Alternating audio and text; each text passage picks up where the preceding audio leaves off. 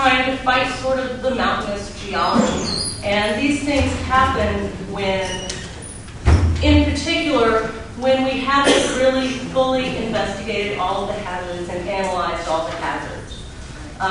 There's no evidence, from what I can see, and as soon as I gave my presentation earlier, Mr. Lewis came up and kind of refuted me and said, oh, well, we've done all this. And I kind of objected to that because I thought this was supposed to be a forum where I could just come and tell you what I thought. And that's what we're all supposed to be doing, without necessarily having someone come along behind me and say, oh, you don't know what you're talking about. It's here, it's here. The information on the geology, a basic geologic map, the results of the drilling campaign, should be in the EIS for all of us to look at. And that's what's really missing here. It's very, very inadequate. Lots of effort was put into the EIS for the North Shore Road in the Great Smoky Mountains National Park. There are lots of geologic maps, lots of discussions of how we're going to mediate the geological hazards, what we're going to do with potential acid drainage. And I know that they also tend to kind of minimize this acid drainage problem, because here it's not the so-called Anakeesta Formation, which is the huge sulfide-bearing formation that's a big problem. This road, either sections B and C or section A, does not go through that formation, but there are several percent of sulfide-bearing minerals on NC 143. If it's there, it's going to be in section BC. The Nantahala Formation, which is in section A, is quite sulfide-bearing. All of the documentation I've been able to find, including memos through NCDOT, all support that. So it is an issue, but it's not mentioned in terms of either it being an issue or how they're going to mediate it. It's not mentioned in this EIS.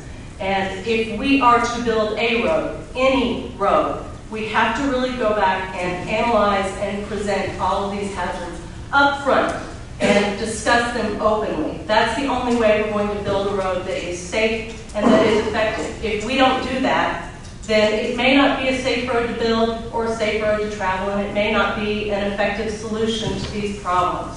So thank you again for your patience.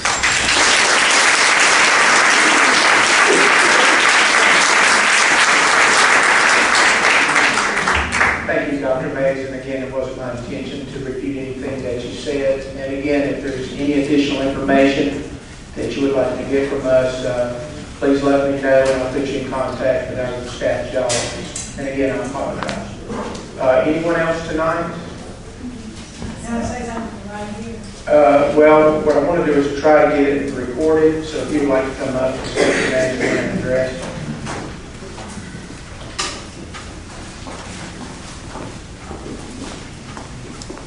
Sherry Beasley, Pinhook Road. I just want to ask them how you could possibly want to drive through a 3,000-foot tunnel. I mean, when you get on the Blue Ridge Parkway and you get into a little 100-foot tunnel, people react, they get disoriented. It's dangerous. So really, I can't imagine myself driving through a 3,000-foot tunnel. Even though it may be a better job or something else, I would avoid it like the plague. Thank you.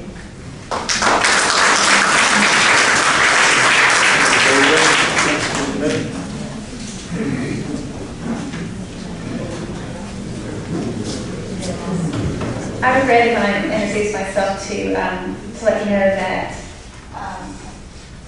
you can thank me for these mailings. I'm with Ways South, and we're a regional transportation advocacy organization that works here in the Southern Appalachians, trying to help promote transportation that makes sense for rural areas. And I'll be blunt and I'll say what I've said to other people one-on-one. What makes sense for the rural areas and not necessarily what makes the most sense for Raleigh or for the construction companies. I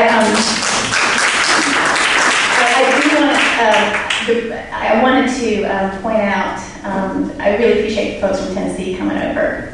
And Wes, you're doing a fabulous job over there with Quarter K and the Coed Gorge that Benny Moss was referring to. And I want to point out that they are considering completing Quarter K, which runs from China to Asheville from Cleveland to Hillsborough. completing quarter K, 2 lane is a possibility. That's an option on the table. And if it's good enough for Tennessee, then could it be good enough for North Carolina? It's not completely out of the question for the Appalachian Development Highway System to be completed with a 2-lane alternative.